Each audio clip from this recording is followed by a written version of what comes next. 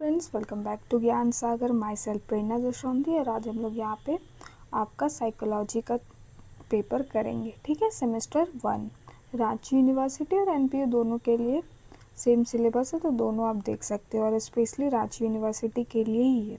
ठीक है, तो ये पीडीएफ आपको कहाँ मिलेगा? तो ज्ञान सागर ऐप में मिलेगा। जस्ट ओनली 60 रुपीज़ में आप वहाँ से बाई कर सकते हैं। और ये पीडीएफ आपको कब तक मिलते रहेगा?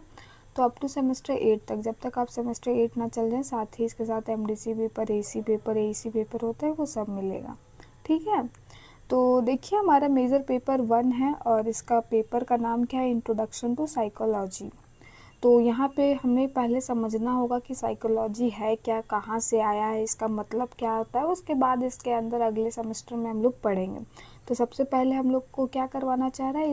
इस सब्जेक्ट से हमें अवेयर करवाना चाह रहा है, इंट्रोड्यूस करवाना चाह रहा है। ठीक है, तो देखिए इसके अंदर आपको कौन कौन सा यूनिट्स पढ़ना है। टोटल 4 यूनिट है। तो पहला यूनिट में क्या आपका इंट्रोडक्शनरी टाइप में होगा। तो इंट्रोडक्शन में देखिए कि नेचर ऑफ साइकोलॉजी, और सिलेबस बस इंग्लिश में दिया हुआ है। आगे हम लोग हिंदी से ही डिस्कस करेंगे, तो डरना नहीं है किसी को।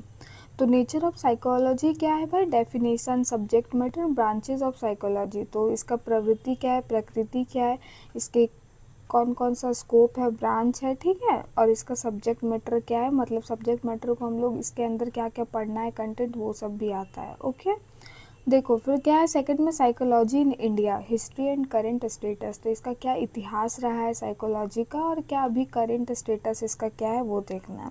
पहले साइकोलॉजी को उतना महत्व नहीं दिया जाता था, आप लोगों को भी पता है, लेकिन धीरे धीरे अभी क्या पता चला कि नहीं भाई, आज साइकोलॉजी क्या है, एक साइंटिफिक स्टडी है कि नहीं, ह्यूमन बिहेवियर और उसके माइंड का। तो अभी बहुत ज़्यादा इसका महत्व है। फिर देखिए थर्ड में, methods of psychology with a special emphasis on experimentation, variable and types of experimentation। different types है, तो वही आपको और मेथड है उसको पढ़ना है। 4 में biological basis of human behaviour with a emphasis on central nervous system and endocrine system. तो इसका बायोलॉजिकल बेसिस क्या है भाई, मेंटल का, तो वही आपको देखना है, ह्यूमन बिहेवियर का। ओके, यूनिट 2 में है लर्निंग, मेमोरी एंड परसेप्शन। तो पहला में आपको पढ़ना है लर्निंग क्या है, क्लासिकल कंडीशनिंग क्या है, इंस्ट्रूमेंटल लर्निंग क्या है, मेमोरी क्या है, मॉडल्स ऑफ मेमोरी क्या है, इंफॉर्मेशन प्रोसेसिंग मॉडल क्या है। ठीक है, चलिए उसके बाद इसके अंदर बहुत सारा है, वहाँ पे देखेंगे। फॉरगेटिंग है, नेचर ऑफ मेमोरी। ऐसे तो हम लोग का आपको पता होगा कि 2 तरह का मेमोरी होता है, शॉर्ट टर्म और एक लॉन्ग टर्म। ठीक है, शॉर्ट टर्म और एक लॉन्ग टर्म। फिर इसके अंदर भी बहुत सारा डिवाइडेड है।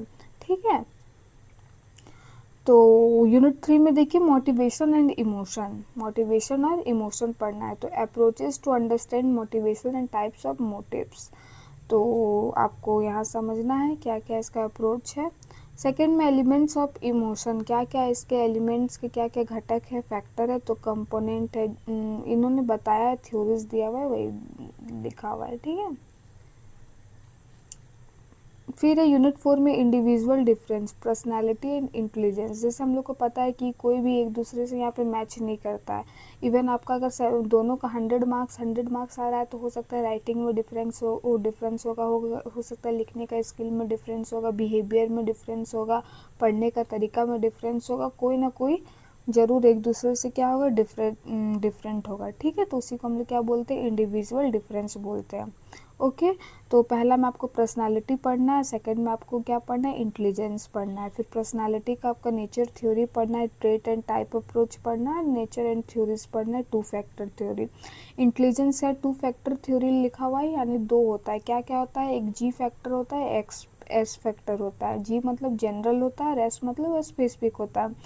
ये का क्या क्या कहना है कि जनरल में हम सब, जो बच्चा पढ़ने में तेज होगा वो खेलने में भी तेज होगा, डांस में भी तेज होगा और म्यूजिक में भी तेज होगा, सब में तेज होगा, वो क्या कहता है, जनरल फैक्टर।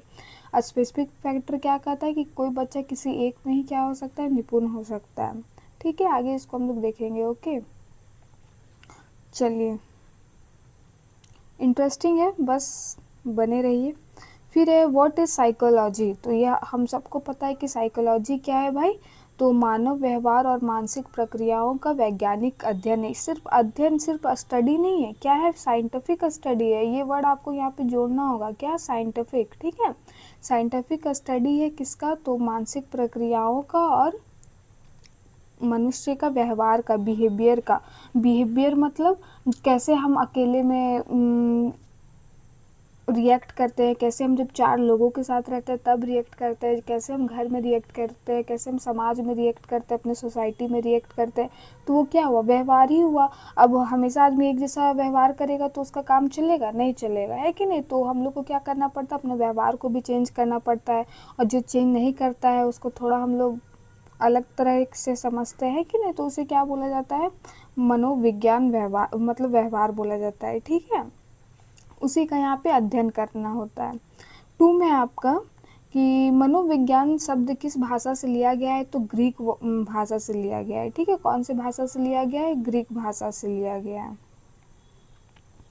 3rd में आपका कि साइकोलॉजी शब्द किन 2 शब्दों से मिलकर बना है, तो हमारा साइकोलॉजी का शब्द किससे बना है, तो 2 शब्द से मिलकर बना है। किससे, साइको और एक यहाँ पे, ठीक है, लोगोस है। मतलब क्या है, लोगोस का तो मतलब क्या होता है, स्टडी होता है। ठीक है, और साइके का मतलब क्या होता है, यहाँ पे सोल होता है, आत्मा होता है, लिख लेना है। ठीक है, तो यही 2 शब्द से बना हुआ है। तो वही आत्मा का अध्ययन करना, माइंड का करना, कॉन्शियसनेस का करना, अलग अलग बहुत सारे अलग अलग विद्वान अलग अलग दिए हैं कि साइकोलॉजी स्टडी ऑफ माइंड है, कोई कॉन्शियस माइंड का बोले हैं, कोई ब्रेन का बोले हैं, कोई बिहेवियर का बोले हैं। तो सबका टोटल मिला के कंक्लूजन क्या निकला भाई, कि हाँ it is a scientific study of mind and human behaviour. Okay, ये दोनों का कंक्लूजन निकला है।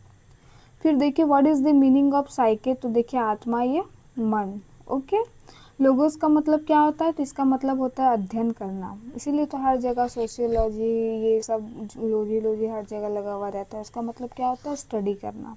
ठीक है, 6 में है what does modern psychology study, तो जो अभी हमारा मॉडर्न साइकोलॉजी है वो क्या स्टडी कर रहा है, तो व्यवहार और मानसिक प्रक्रियाओं का, ह्यूमन बिहेवियर का, कैसे वो व्यवहार करता है, उसके मन में क्या क्या प्रक्रियाएं होती है, कैसे क्या वो सोचता है। ठीक है, तो उसी का अध्ययन करना होता है।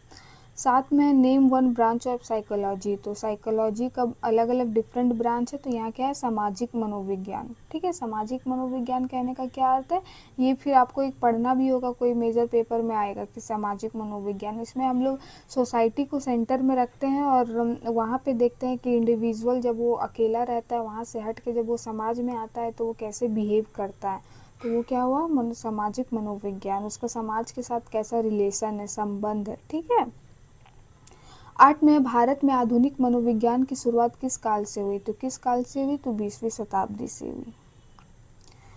9 में है मनोविज्ञान की प्रयोगात्मक विधि किस पर आधारित है, तो किस पर आधारित है भाई, तो नियंत्रित प्रयोगों पर। 8 में प्रयोग में स्वतंत्र चर क्या होता है, what is independent variable in an experiment, तो क्या है वह चर जिसे प्रयोगकर्ता क्या करता है, बदलता रहता है। अगर वो बदलेगा नहीं तो वो कैसे ऑब्जर्व करेगा और समझेगा, है ना। फिर है व्हाट इज़ डिपेंडेंट वेरिएबल, तो डिपेंडेंट वेरिएबल क्या होता है, वह चर जिस पर स्वतंत्र चर का प्रभाव पड़ता है। ठीक है, जिस पर प्रभाव पड़ता है। What is biological basis of human behaviour, तो यहाँ पे क्या है, तंत्रिका तंत्र और अंतःस्रावी तंत्र। तंत्रिका तंत्र मतलब वही हमारा जो नर्व सेल है ना, नर्व, उसी को बोला जा रहा है। ठीक है, 13 में है मस्तिष्क किस तंत्र का भाग है, तो हमारा brain is the part of which system, तो केंद्रीय तंत्रिका तंत्र। देखिए 2 होता है। ठीक है, ब्रेन का क्या हो जाता है, 2 पार्ट हो जाता है, एक सेंट्रल हो जाता है जिसको केंद्रीय बोलते हैं, एक क्या आता है हमारा, पेरिफेरल नर्वस सिस्टम। ठीक है, पेरिफेरल नर्वस सिस्टम।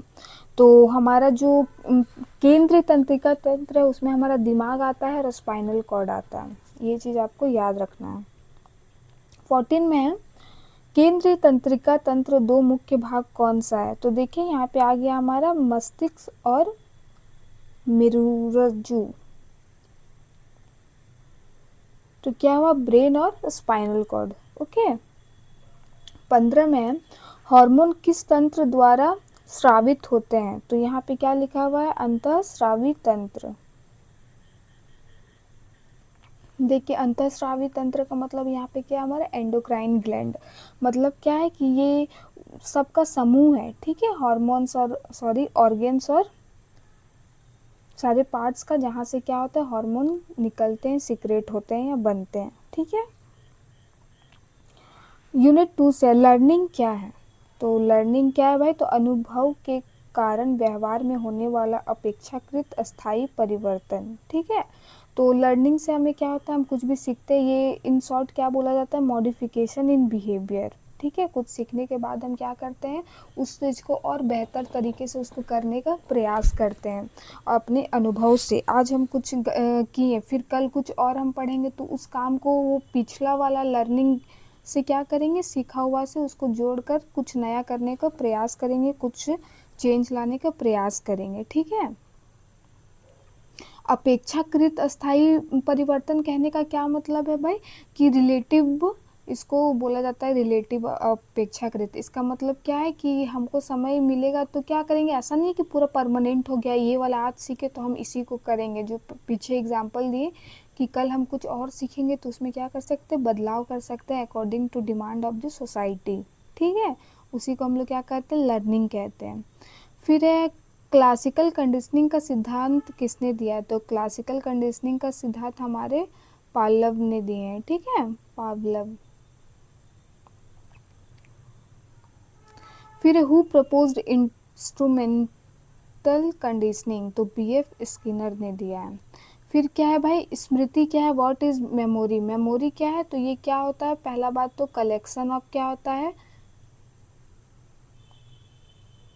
एक सेकेंड, सबसे पहला बात तो ये यहाँ पे कलेक्शन होता है, किसका कलेक्शन होता है, तो इन्फॉर्मेशन मतलब सूचना का होता है, एक्सपीरियंस का होता है कि नहीं, उसके बाद एक्सपीरियंस का होता है, उसके बाद क्या करते हैं, कुछ टाइम बाद हम लोग उसको प्रेजेंट में यूज़ करते हैं, अपना पुराना वाला एक्सपीरियंस, तो उसी को हम लोग क्या कहते हैं, मेमोरी कहते हैं। जानकारी को संचित और पुनः स्मरण करने की क्षमता को हम लोग क्या कहते हैं, मेमोरी कहते हैं।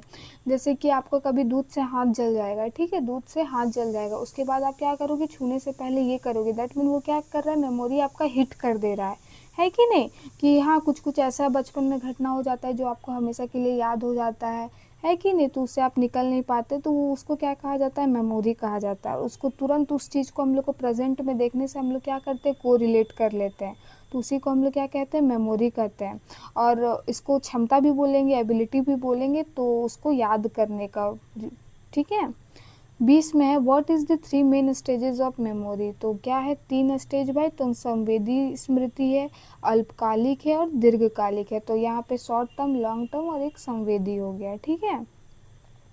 21 में एसटीएम का पूरा नाम क्या है, तो क्या है आपका शॉर्ट टर्म मेमोरी, ठीक है, short term memory. Short term memory का एग्जांपल दीजिए मैम, अभी आप लोग ये वाला पेपर पढ़ के जाइएगा, तो एग्ज़ाम का रात में पढ़िएगा, सुबह वॉमिटिंग करके कॉपी में आ जाइए, है कि नहीं, तो इसी को क्या बोलेंगे, शॉर्ट टर्म मेमोरी। निकलने के बाद आपको कुछ याद नहीं रहेगा, है कि नहीं, पढ़ा हुआ।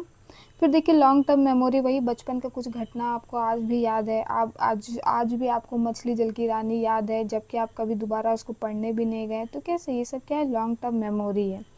फिर क्या है, फॉरगेटिंग क्या है भाई, तो सीखी हुई जानकारी को याद ना कर पाना क्या कहलाता है, फॉरगेटिंग कहलाता है। और फॉरगेटिंग भी एक क्या है, ये पार्ट है हमारे जीवन का। अगर सोचिए, अगर आदमी भूलना ना सीखे तो वो क्या हो जाएगा, आदमी पागल हो जाएगा, होगा कि नहीं।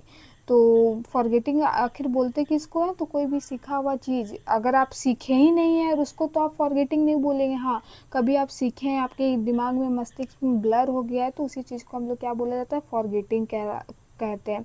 अगर एट अ टाइम हम लोग रिकॉल नहीं कर पाए, है कि नहीं, तो उसको हम लोग क्या बोलेंगे, फॉरगेटिंग कह लेंगे। एग्ज़ाम में जैसे ही आप निकलते हैं तब याद आता है एमसीक्यू, अरे ये नहीं ये था, तो वो क्या है, फॉरगेटिंग ही हुआ, ठीक है। फिर आपका परसेप्शन, ठीक है, तो परसेप्शन क्या होता है, संवेदनाओं की अर्थपूर्ण व्याख्या, ठीक है। 25 में है कि गेस्टाल्ट मनोविज्ञान किससे संबंधित है, तो किससे, परसेप्शन से है। फिर मोटिवेशन क्या होता है भाई, तो मोटिवेशन तो पहला बात दो तरह का होता है, क्या होता है, एक बाह्य होता है, एक आंतरिक होता है। ठीक है, क्या होता है, बाह्य होता है और एक आंतरिक होता है। बाह्य वाला आप संदीप माहेश्वरी का एक वीडियो देख के तुरंत रात भर पढ़ने लगे, कोई रील देख के पढ़ने लगे। आंतरिक क्या, नहीं भाई मेरे को घर बनाना है, हमको अच्छा नेम फेम वगैरह चाहिए, तो वो क्या हुआ, आंतरिक हुआ। तो मोटिवेशन प्रेरणा भी क्या होता है, दो प्रकार से होता है। तो देखिए इसका डेफिनेशन क्या लिखा हुआ है, वो आंतरिक शक्ति जो व्यवहार को प्रेरित करती है, हमें किसी काम को करने के लिए क्या करती है, प्रेरित करती है, उसे क्या कहा जाता है, मोटिवेशन कहते हैं। ये दो प्रकार के होते हैं, बाह्य और एक आंतरिक। ठीक है, अब देखिए इमोशन क्या है। तो उत्तरी व मानसिक और शारीरिक प्रतिक्रिया को हम लोग क्या कहते हैं, इमोशन कहते हैं। ये क्या है, एक शारीरिक प्रक्रिया है, हमारा मेंटल है, फिर मेंटल से फिर हमारा क्या आता है, साइकोमोटर में आ जाता है। फिर देखिए James Lange theory is related to what, तो किससे जुड़ा हुआ है, तो भावनाओं से जुड़ा हुआ है। फिर hypothalamus is the part of which system, तो हमारा ये क्या है, मस्तिष्क का पार्ट है, आपको पता होगा। और ये क्या है, मास्टर ऑफ द मास्टर इसको बोला जाता है कि नहीं। और इसी से हमें पता चलता है कि हाइपोथैलेमस से ही पता चलता है कि हमें भूख लग रहा है, हमें पानी प्यास लग रहा है। ठीक है, और यही क्या करता है, हार्मोन भी सिक्रेट करता है, इसलिए master of the master gland इसको बोला जाता है। फिर आपका पर्सनैलिटी क्या है, पर्सनैलिटी आखिर होता है क्या, व्यक्ति के अस्थायी व्यवहार और गुणों का संगठन। ठीक है, व्यक्ति के अस्थायी व्यवहार और गुणों का संगठन, आप कैसे चीज़ों को देखते हैं, सोचते हैं। आदमी का क्या हो सकता है, पर्सनैलिटी अलग अलग हो सकता है किसी चीज़ को लेके, है ना, तो उसी को पर्सनैलिटी कहा जाता है। ट्रेड थ्योरी किससे संबंधित है भाई, तो ट्रेड थ्योरी हमारा व्यक्तित्व से ही संबंधित है, पर्सनैलिटी से संबंधित है। ठीक है, फिर इंटेलिजेंस क्या है, व्हाट इज इंटेलिजेंस, बुद्धि क्या है, तो सीखने और समस्याओं को हल करने की क्षमता को ही हम लोग क्या बोलते हैं, इंटेलिजेंस बोलते हैं। ठीक है, इसको हम लोग मापते कैसे, आईक्यू, अगर आपको पता होगा, है कि नहीं, आईक्यू लेवल से। तो सीखने कितना जल्दी आप सीख रहे हैं और उस समस्या को हल कर रहे हैं, कोई मैथ्स तुरंत बना रहा है तो उसको हम लोग इंटेलिजेंट बोल रहे हैं, है कि नहीं। तो प्रॉब्लम सॉल्व बिंग वाला नेचर है तो उसको हम लोग क्या बोल रहे हैं, इंटेलिजेंस बोल रहे हैं। तो वही समस्या को हल करने की क्षमता को ही हम लोग क्या बोल लेते हैं, इंटेलिजेंस कहा जाता है। Who propose two factor theory, तो कौन किया है, तो चार्ल्स स्पियरमैन ने किया है। ओके, अब देखिए लॉन्ग आंसर क्वेश्चन टाइप हमारा आ गया कि मनोविज्ञान की प्रकृति, भाषा, विषय वस्तु तथा इसकी प्रमुख शाखाओं का वर्णन कीजिए। तो देखिए मनोविज्ञान मानव के व्यवहार और मानसिक प्रक्रियाओं का वैज्ञानिक अध्ययन, ये बात तो हम लोग पढ़ लिए कि आखिर इसका डेफिनेशन क्या है। तो मनोविज्ञान क्या है, साइकोलॉजी क्या है, मानव के व्यवहार और उसके मानसिक प्रक्रियाओं का क्या है, साइंटिफिक स्टडी है, वैज्ञानिक अध्ययन है। पहले मनोविज्ञान को आत्मा का विज्ञान माना जाता था, बाद में इसे मन का विज्ञान कहा गया।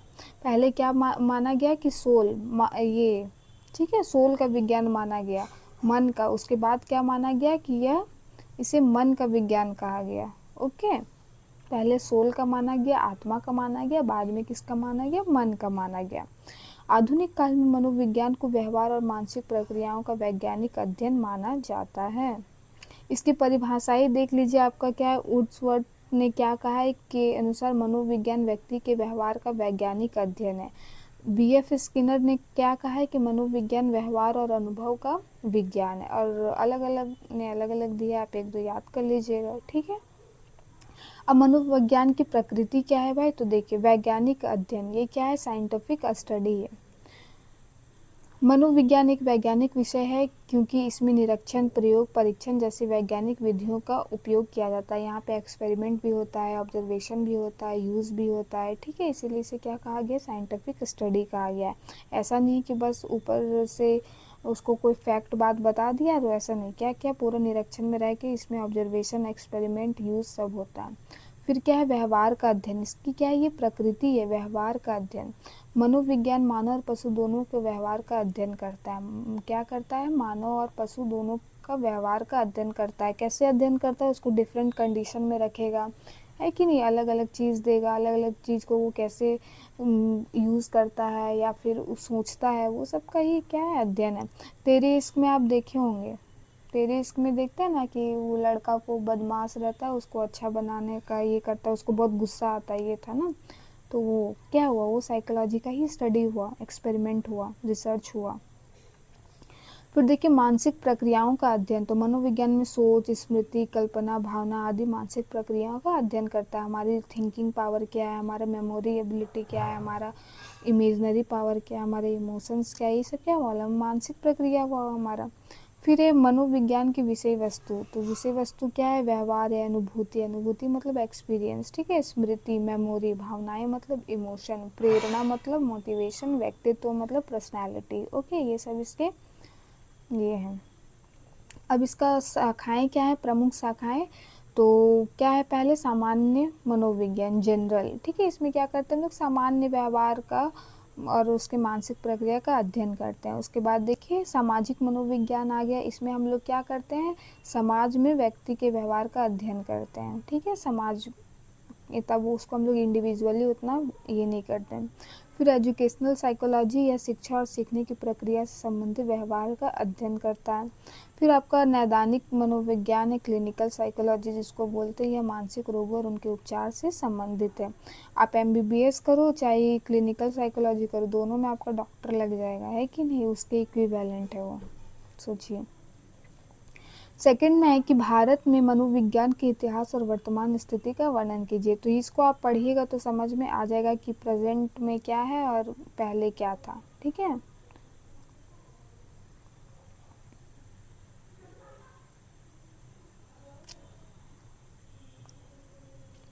फिर है मनोविज्ञान के प्रमुख अनुसंधान विधियों, मेथड ऑफ साइकोलॉजी का वर्णन कीजिए, तो क्या क्या है भाई, तो सबसे पहले क्या, ऑब्जर्वेशन मेथड, तो सबसे पहले क्या करना पड़ता है, उसको ऑब्जर्व करके, यहाँ पे ये क्या है, मेथड है एक ऑब्जर्वेशन, यहाँ पे हम लोग ध्यानपूर्वक किसी का निरीक्षण करते हैं, ऑब्जर्वेशन करते हैं कि नहीं, और ये सबसे पुरानी विधि मानी जाती है। इसके दो प्रकार है, क्या क्या है, नेचुरल और एक कंट्रोल। नेचुरल का मतलब उसको खुला छोड़ दिया है और उस पर वो निगरानी कर रहा है। कंट्रोल में यहाँ पे क्या करता है, एक कुछ उसको परिस्थिति ऐसा दिया जाता है, वो उसको हो सकता है पता हो ना हो, और उसके बाद उसका व्यवहार का ऑब्जर्वेशन किया जाता है। उसके बाद देखिए प्रयोगात्मक यानी एक्सपेरिमेंटल, तो इसमें हम क्या है भाई, इसके दो चर होते हैं, क्या क्या होता है, एक इंडिपेंडेंट होता है और एक डिपेंडेंट होता है। ओके। फिर आपका सर्वे मेथड, इसमें हम लोग क्या करते हैं, सर्वे ग्राउंड लेवल पे जाके वहाँ 1-2 महीना रह के इसमें हम लोग क्या करते हैं, सर्वे करते हैं। सर्वे मेथड में क्या करेंगे, हम डिफरेंट टाइप्स ऑफ क्वेश्चन पूछेंगे, है कि नहीं, तो उसी से हमें पता चलेगा। फिर एक केस स्टडी, केस स्टडी में क्या होता है, इसमें या तो हम कोई एक व्यक्ति को लेंगे या कोई एक छोटा समूह को लेंगे, उस पर क्या करेंगे, अध्ययन करेंगे, उसी को केस स्टडी कहा जाता है। बहुत से लोग में एक छोटा सा लेंगे तो क्या बोलाएगा, सैंपल कहलाएगा वो, है कि नहीं। फिर 4 में देखिए एक्सपेरिमेंटल मेथड और इसके प्रमुख तत्वों की व्याख्या कीजिए, तो एक्सपेरिमेंटल मेथड क्या है, तो इसके प्रमुख तत्वों का आपको बताना है पूरे अच्छे से। वही इंडिपेंडेंट वेरिएबल और डिपेंडेंट वेरिएबल दो तो है ही, आपको उसी से पूरा बताना है। फिर देखिए मानव व्यवहार के जैविक आधार, बायोलॉजिकल बेसिस ऑफ ह्यूमन की व्याख्या कीजिए, तो क्या है भाई ह्यूमन बिहेवियर, तो सबसे पहले आता है हमारा क्या, नर्वस सिस्टम, ठीक है। सबसे पहले क्या आता है हमारा, नर्वस सिस्टम यानी तंत्रिका तंत्र आता है। तंत्रिका तंत्र फिर दो भागों में बढ़ जाता है, किसमें, केंद्रीय में बढ़ जाता है यानी सेंट्रल में बढ़ जाता है, एक पेरीफेरल में बढ़ जाता है, इसको हिंदी में क्या बोलते हैं, पारिधीय, यहाँ लिखा हुआ है पेरीफेरल नर्वस सिस्टम, ठीक है। अब हो गया, तो फिर सेंट्रल नर्वस सिस्टम में हमारा क्या आएगा, ब्रेन आएगा यानी मस्तिष्क आएगा और स्पाइनल कॉर्ड आएगा। और पेरिफेरल नर्वस सिस्टम में हमारा क्या आएगा, ऑटोनॉमिक आएगा और सोलोमेलिक आएगा, ठीक है। फिर देखिए हमारा क्या है, एंडोक्राइन सिस्टम, यहाँ से क्या होता है, ये सारे ग्लैंड का, ग्रंथियों का क्या होता है, अंग का समूह होता है, जो क्या करता है, हार्मोन्स का स्राव करता है, सीक्रेट करता है, निकालता है, ठीक है। तो और देखिए नेक्स्ट है हमारा कि अधिगम क्या है, शास्त्रीय अनुबंधन, क्लासिकल कंडीशनिंग के सिद्धांत की व्याख्या कीजिए, तो क्लासिकल कंडीशनिंग किसके द्वारा दिया गया है, पावलव के द्वारा गया है। ये पे एक कैट पे हुआ था कि बेल बजाती थी और वो उसको भूख लग जाता था, ऐसे लार्वा आ जाता था, उस पे है। तो एक बार इसको अच्छे से आप लोग पढ़ लीजिएगा। लर्निंग क्या है भाई, तो ये एक प्रक्रिया है जिसके द्वारा अनुभव और अभ्यास के कारण व्यक्ति के व्यवहार में अपेक्षाकृत अस्थायी परिवर्तन होता है, ठीक है। और अधिगम क्या होता है, मानव जीवन का एक महत्वपूर्ण भाग है। हो सकता है एक दो वे है, एक अर्जन करता है और एक मतलब एक एक्वायर करता है और एक क्या था वर्ड, तो मतलब क्या है, हमेशा सीख सकता है, फॉर्मल वे में भी सीख सकता है, इनफॉर्मल वे में भी सीख सकता है। ये क्या होता है, जीवन पर्यंत चलने वाली प्रक्रिया होती है। ज़रूरी नहीं कि आप जो क्लासरूम के अंदर बैठ के करते हैं बस वही लर्निंग है, आप क्लास में सीखते हैं, जो मोबाइल में इंस्टाग्राम चलाते हैं उसमें भी आप कुछ ना कुछ सीखते हैं, तो हर जगह क्या है, वो लर्निंग ही है। ठीक है, इसके विशेषताएं क्या है भाई, तो व्यवहार में परिवर्तन होता है। पढ़े लिखे लोग सीखने के बाद क्या करते हैं, उनके व्यवहार में परिवर्तन आता है। अनुभव पर आधारित होता है, जितना आप उसमें अभ्यास कीजिएगा उतना परिपूर्ण होइएगा। फिर अस्थायी परिवर्तन, ये अधिगम से होने वाले अपेक्षाकृत अस्थायी होते हैं। ठीक है, क्लासिकल कंडीशनिंग किसके द्वारा दिया गया है, तो पावलव के द्वारा दिया गया है। ठीक है, कुत्ते को भोजन दिया जाता है, कैट नहीं। ठीक है, कुत्ते को भोजन दिया जाता है, मुंह में क्या आ जाता है, लार आ जाता है। कैट लेकिन हम लोग पढ़े थे, पता नहीं। घंटी बजता है, बेल होता है, रिंग होता है। बहुत अच्छा है, इसको पढ़ लीजिएगा, बहुत टफ नहीं है। ठीक है, फिर शास्त्रीय अनुबंधन के सिद्धांत क्या क्या है, प्रिंसिपल ऑफ एसोसिएशन और जनरलाइजेशन। जनरलाइजेशन में क्या है, यदि समान प्रकार की ध्वनि सुनाई दे तभी प्रतिक्रिया हो सकती है। जैसे कि आपका देखिए स्कूल में घंटी बजती है, तुरंत आप क्या करने लगते हैं, बैग पैक करने लगते हैं। आपका तो फर्स्ट सेकंड में भी बजता है, तब क्यों नहीं करते, लास्ट वाला में ही क्यों करते हैं। तो क्या है, वो आपका एक वो ऐसा कंडीशन ही बन गया है। ठीक है, फिर देखिए सहयोग का सिद्धांत, प्रिंसिपल ऑफ एसोसिएशन। जब दो उद्दीपन बार बार साथ प्रस्तुत किए जाते हैं तो उनके बीच संबंध स्थापित हो जाते हैं। जैसे ही घंटी बजा, आपका हल्ला मुंह से आपका हल्ला होने लगता है, आप लोग हल्ला करने लगते हैं, टीचर रहे नहीं भी निकलते हैं फिर भी, तो वो क्या होता है, एक साथ दो कार्य हो रहे होते हैं, वो अपने आप हो जाता है। फिर क्या है, एक्सटिंक्शन यानी विलुप्ति। यदि प्रशिक्षित उद्दीपन बार बार बिना भोजन के प्रस्तुत किया जाए तो प्रतिक्रिया समाप्त हो जाती है। फिर आपका मेमोरी है, मेमोरी आपको पढ़ना है। ओके, मेमोरी आपको पता चल गया कि ये क्या है, एक मानसिक प्रक्रिया है जिसके माध्यम से हम जानकारी क्या करते हैं, ग्रहण करने के बाद उसको संचित करते हैं, कलेक्ट करते हैं, और जब हम लोग आवश्यकता पड़ते हैं तो उसको फिर से हम लोग दोहराते हैं। ठीक है, ये बहुत ज़रूरी है। अगर मेमोरी नहीं रहेगा तो हमारा जीवन का कोई क्या होगा, अस्तित्व ही नहीं रहेगा। ओके, फिर देखिए संवेदी सेंसरी मेमोरी, यह स्मृति का पहला स्तर है। इसमें जानकारी बहुत कम समय के लिए रहती है। सेंसरी मेमोरी में मतलब बहुत कम टाइम के लिए रहता है। ठीक है, जैसे कि हम लोग कुछ देखे तुरंत हमारे दिमाग में भी छप गया, फिर वहाँ से निकले वो हट गया, तो वो क्या हुआ, हमारा सेंसरी हो गया। शॉर्ट टर्म में आपका वही हो गया, किसी का फ़ोन नंबर जब हम लोग फ़ोन करते हैं तो लगता है नंबर कितना इजी है, इसका बहुत नंबर इजी है। फिर अब नेक्स्ट दिन उसको रिकॉल करने का कोशिश कीजिएगा तो याद नहीं आएगा। शॉर्ट टर्म मेमोरी उसी को कहते हैं, एग्ज़ाम वाला आप दे सकते हैं उसको। फिर लॉन्ग टर्म, हमारे बचपन में कोई याद है ऐसा बैठ जाता है। ठीक है, ये क्या लॉन्ग टर्म तक चलता है, लंबे समय तक चलता है। फिर वर्किंग मेमोरी क्या है, कार्यशील स्मृति व प्रणाली जो जानकारी को अस्थायी रूप से संग्रहित और संसाधित करती है। फिर देखिए आपका, आप चलिए क्वेश्चन पढ़ देते हैं, आप देख लीजिएगा। ठीक है, धारणा परसेप्शन क्या है, तो और उसके सिद्धांत जो आपका गेस्टल्ट थ्योरी है उसको आपको देखना है। यहाँ पे पीडीएफ कहाँ मिलेगा, ज्ञान सागर में मिलेगा। ठीक है, नेक्स्ट है अधिगम के साधनात्मक अनुबंधन सिद्धांत की व्याख्या कीजिए, जो बीएफ स्कैनर द्वारा दिया गया है। इस पर आपको चर्चा करना है, पढ़ लेना है एक बार।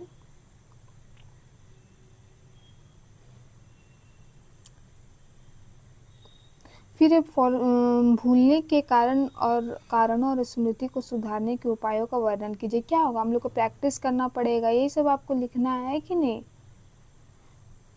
फिर देखिए हस्तक्षेप सिद्धांत,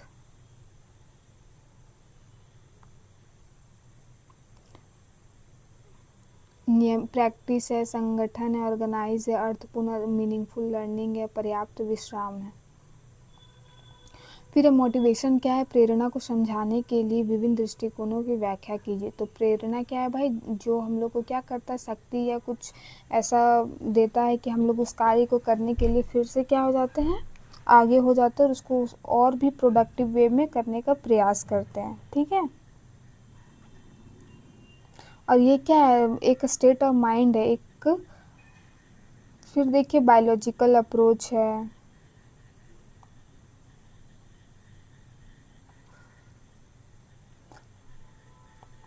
बायोलॉजिकल अप्रोच में क्या होगा कि जब हमें भूख लगता है तो हम खुद खाना बनाने लगते हैं, तो वो क्या होता है, हम लोग को प्रेरणा आती है कि नहीं भाई आवश्यकता के अनुसार। फिर है बिहेवियरल अप्रोच, व्यवहारवादी दृष्टिकोण से, ठीक है। तो क्या होता है, जब हमें मान लीजिए कोई पुरस्कार मिलेगा, बहुत बच्चा फर्स्ट सेकंड इसलिए करते हैं क्योंकि उसको पुरस्कार मिल रही है, नहीं कि हम कुछ सीख रहे हैं इसके लिए नहीं, तो वो सब क्या हुआ, बिहेवियरल अप्रोच हुआ, ठीक है। फिर है संज्ञात्मक दृष्टिकोण, कॉग्निटिव, ये है, इसमें अपना अपना लक्ष्य, विचार और अपेक्षाओं को, प्रेरणा को क्या करता है, इसमें प्रभावित करता है। फिर है ह्यूमनिस्टिक अप्रोच। ह्यूमनिस्टिक अप्रोच क्या है भाई, ये और ये मोटिवेशन के फादर कौन है, अब्राहम मैस्लो है, ठीक है। इन्होंने थ्योरी भी दिया है कि आदमी को रोटी कपड़ा मकान के अलावा और क्या क्या चाहिए, है कि नहीं। फिर देखिए शारीरिक आवश्यकता है, सुरक्षा की आवश्यकता है, प्रेम संबंध है, सम्मान है, आत्म साक्षात्कार है, यही वाला बोल रहे थे। इसको ना टेबल में ऐसे बनाया जाता है, ऐसे करके, मैस्लो थ्योरी। फिर ये इमोशन क्या है, तो इमोशन भी आपको पता चला एक मानसिक प्रक्रिया है, ठीक है, जिसमें क्या है भाई, मानसिक अवस्था है, प्रक्रिया नहीं है, अवस्था है। इसमें उत्तेजना, भावनात्मक अनुभव, व्यवहारिक प्रतिक्रिया शामिल होते हैं। खुशी, क्रोध, भय, दुख भावना प्रमुख उदाहरण है। ये सब हमारे क्या है, इमोशंस ही है, फीलिंग्स है, लेकिन इसके 3 घटक है, क्या है, शारीरिक परिवर्तन है, मानसिक अनुभव, व्यवहारिक प्रतिक्रिया है। या तो आपको इसका शारीरिक परिवर्तन हो जाएगा, या फिर आप मेंटली डिप्रेस, स्ट्रेस, एंगर, ये सब होगा, या व्यवहारिक आप उसमें कुछ काम कीजिएगा, ठीक है। फिर है आपका व्यक्तित्व क्या है, व्यक्तित्व के स्वभाव और प्रकारात्मक और गुणात्मक सिद्धांतों की व्याख्या कीजिए। ये आदमी का क्या होता है, स्थायी गुण व्यवहार होता है।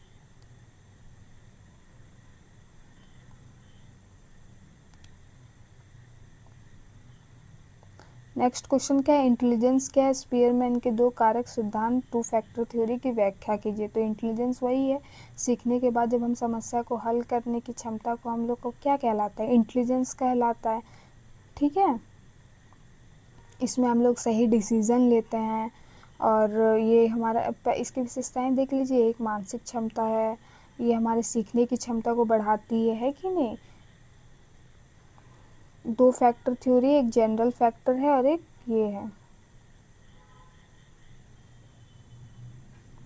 वही वाला एग्जाम्पल आपको देना है। जी फैक्टर थ्योरी में देखिए, यदि किसी व्यक्ति में जी फैक्टर अधिक होता है तो वह विभिन्न कार्यों में अच्छा प्रदर्शन कर सकता है।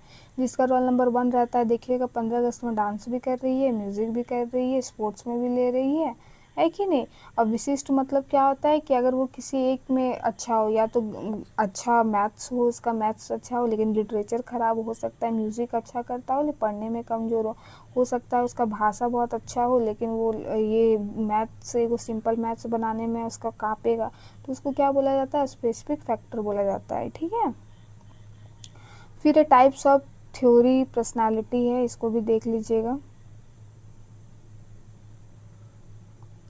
बहुत अच्छा है, इसको पढ़ के ही जाइएगा कि लोग का किसी का कोई पित्त ज़्यादा होता है जिसको येलो फ्लूइड कहते हैं, बहुत सारा है इसमें, आप देख लीजिएगा। 4 में ट्रेट थ्योरी और पर्सनालिटी की व्याख्या कीजिए। ट्रेट थ्योरी में आपको बताना है कि क्या है।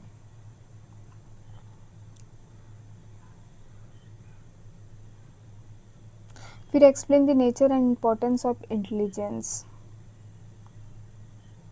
कुछ कुछ है कि आपको पढ़ना है, बाकी सब आपका हो जाएगा, तो यही आपका ऑल ओवर क्वेश्चन है, बाकी सब रिपीट ही होगा कि मनोविज्ञान की प्रकृति, विषय वस्तु तथा शाखाओं का वर्णन कीजिए, ये आपका होल क्वेश्चन है, ठीक है, इसको नोट डाउन कर लीजिएगा। मनोविज्ञान के प्रमुख अनुसंधान विधियों का वर्णन कीजिए। फिर लर्निंग क्या है, क्लासिकल कंडीशनिंग क्या है, फिर मेमोरी क्या है, स्मृति की संरचना, भूलने के कारणों की व्याख्या कीजिए। तो ये सब तो आप लिख लीजिएगा, लेकिन पर्सनालिटी वाला थोड़ा पढ़ लीजिएगा, है कि नहीं। मोटिवेशन क्या है, इसके टाइप्स क्या है, देखिए इंट्रिंसिक और एक्सट्रिंसिक आ गया। जब हम लोग को कोई पुरस्कार वगैरह मिलना रहता है तो उसको एक्सट्रिंसिक कहते हैं। इंट्रिंसिक लॉन्ग टर्म होता है, पॉजिटिव होता है, ये सब लिखना है, ठीक है। Thank you for watching, have a nice day, all the best for the exam. अच्छे से आप लोग एग्ज़ाम दे के आइए।